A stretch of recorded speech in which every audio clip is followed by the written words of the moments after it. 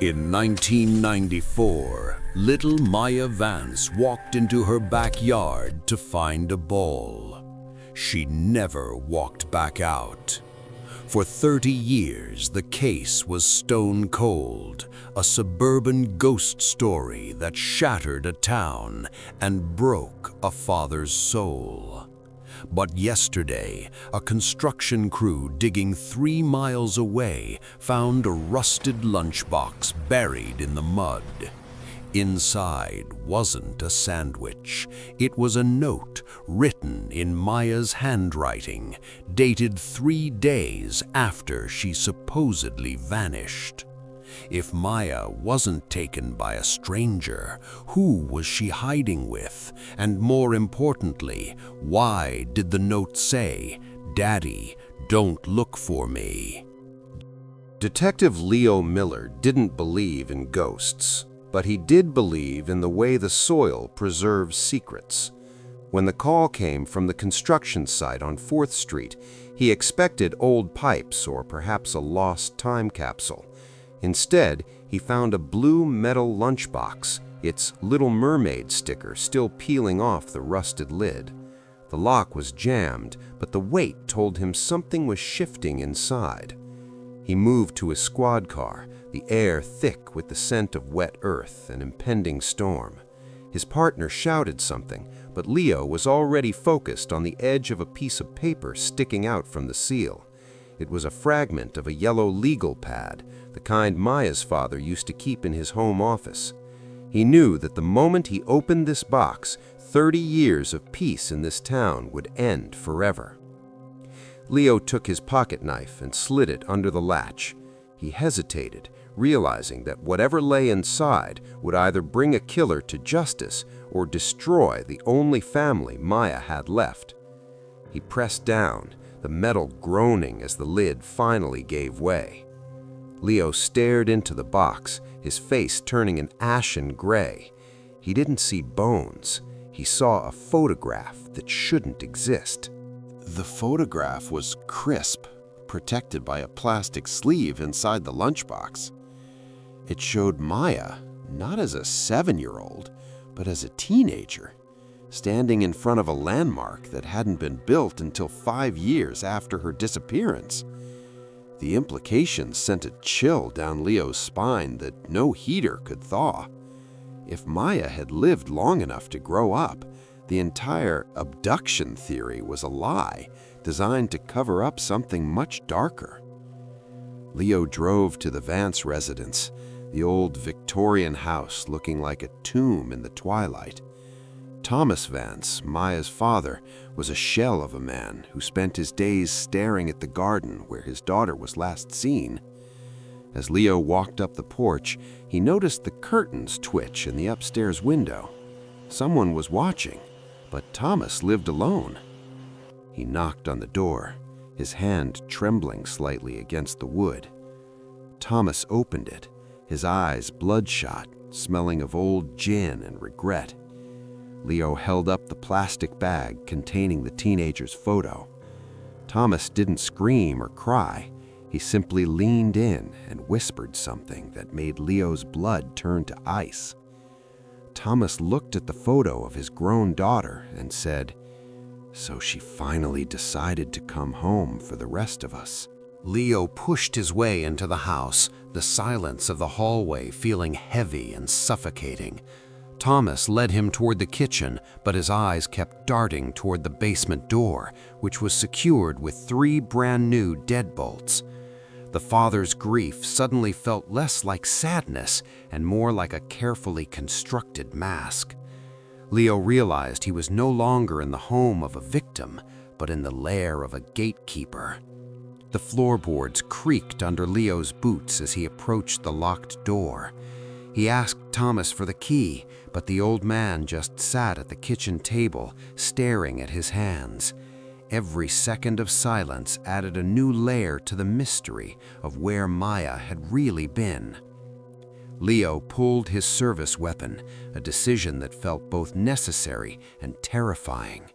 He told Thomas to stand back, preparing to kick the door off its hinges.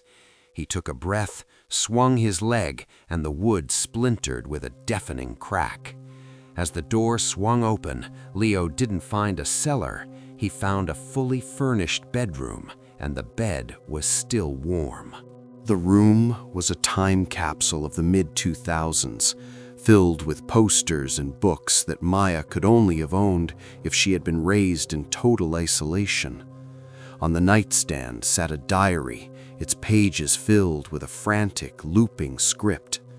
Leo picked it up, feeling like he was trespassing in a grave.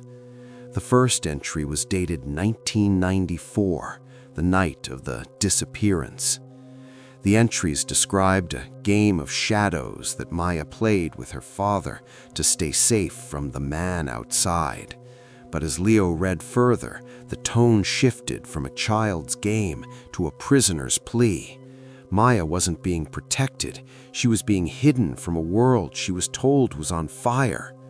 He flipped to the very last page, dated only 3 days ago. The ink was still dark, the pen strokes aggressive and deep. It mentioned a name Leo recognized, a name belonging to the current chief of police.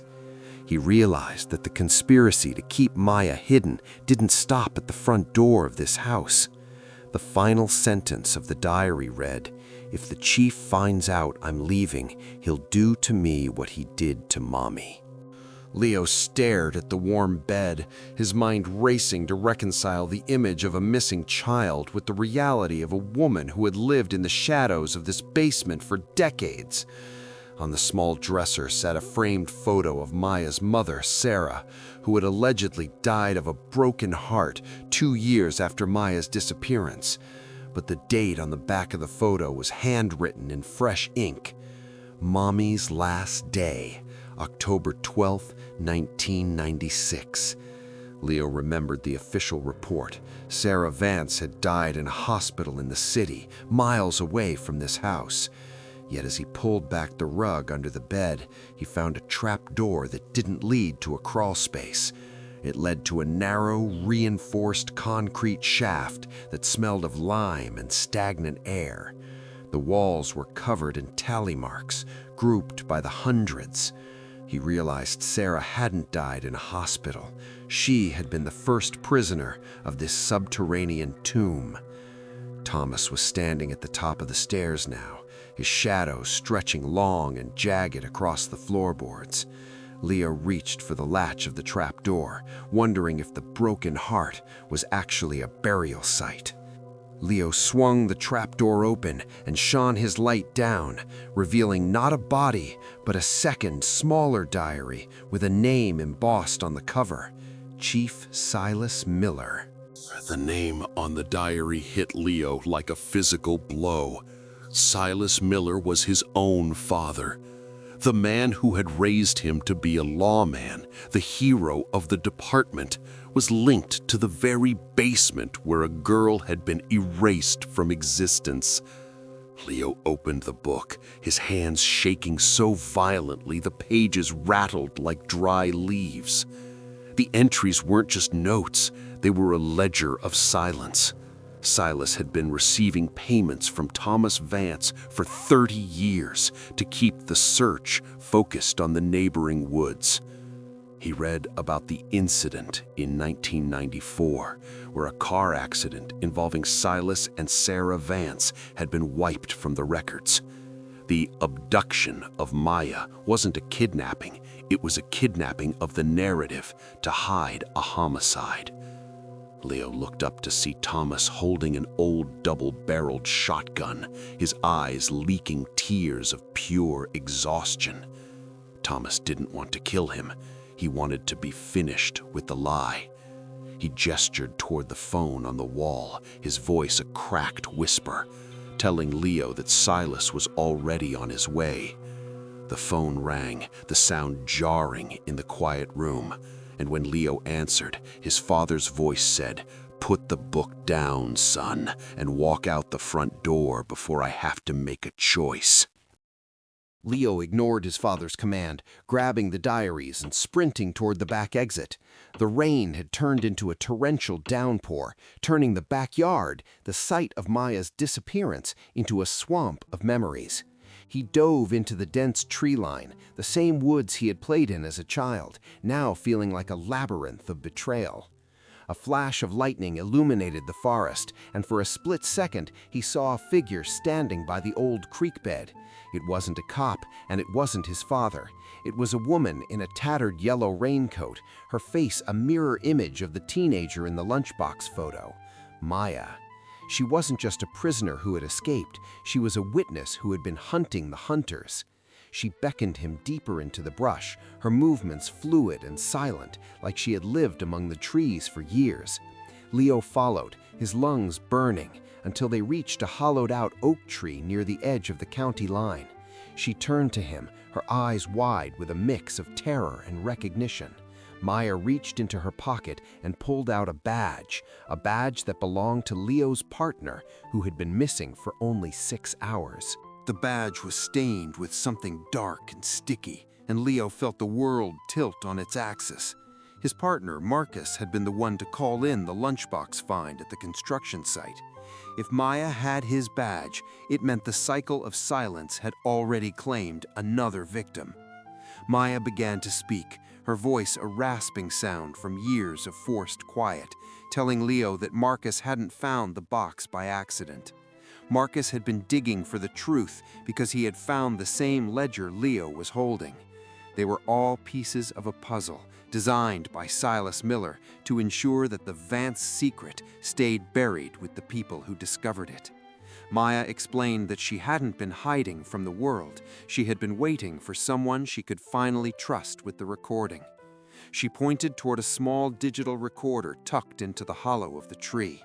It contained the final conversation between her mother and Silas Miller on the night of the accident. Leo reached for it, knowing that this tiny device was the only thing that could topple the empire of lies his father had built. As his fingers brushed the plastic casing, a red laser dot centered perfectly on Leo's chest. "Drop it, Leo," a voice boomed from the darkness, amplified by a megaphone. It was the chief's tactical unit, led by his father, surrounding the oak tree in a perfect circle of steel. Silas stepped into the light, his uniform pristine despite the mud, looking every bit the commander he had pretended to be. He didn't see a sun, he saw a leak that needed to be plugged. Silas offered a deal. Give him the recorder and the diaries, and Maya would be relocated to a facility where she would be cared for. It was the same lie he had told Thomas Vance 30 years ago, a promise of safety that was actually a sentence of solitary confinement. Leo looked at Maya, seeing the little girl from the home movie reflected in the hollowed eyes of the woman she had become.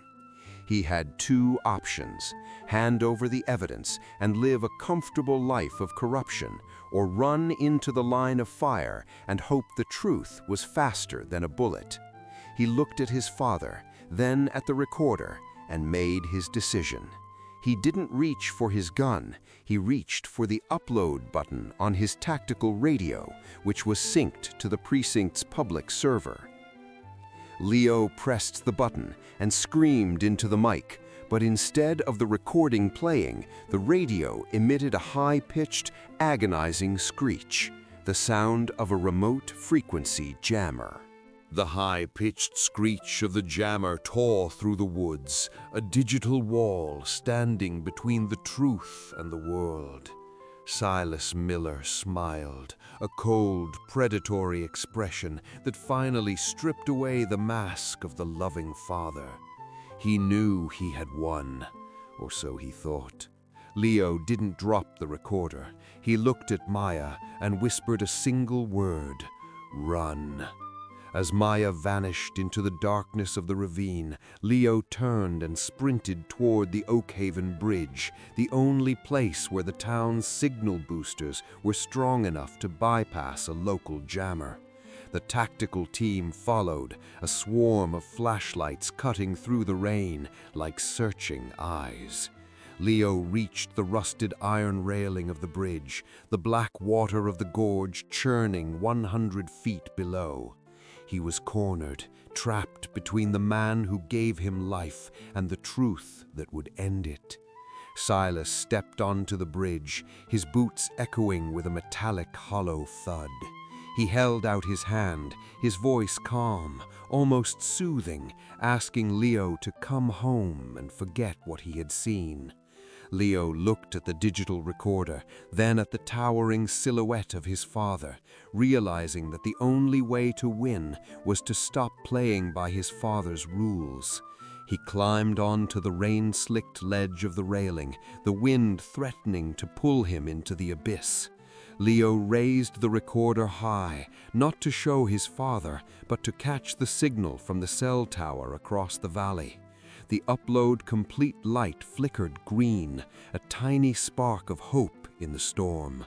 Silas's face contorted in a mask of pure rage, and he raised his service weapon, the barrel steady even in the wind. The silence that followed was heavier than the thunder. Leo let go. He didn't jump. He fell backward into the dark, his eyes locked on his father as the first shot rang out. The water hit him like concrete, a cold, crushing weight that swallowed his scream.